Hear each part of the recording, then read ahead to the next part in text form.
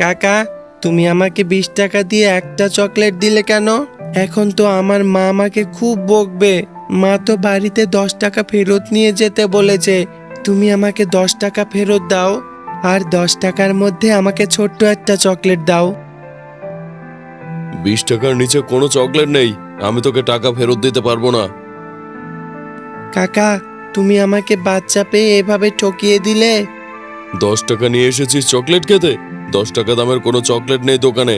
যা যা, এখন তাড়াতাড়ি এখান থেকে চলে যা।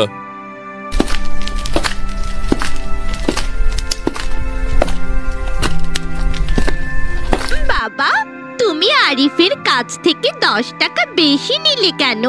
ওই ডেইরি মিল্কটার দাম তো মাত্র 10 টাকা ছিল। আরিফের সাথে এরকম করা একদমই উচিত হয়নি তোমার।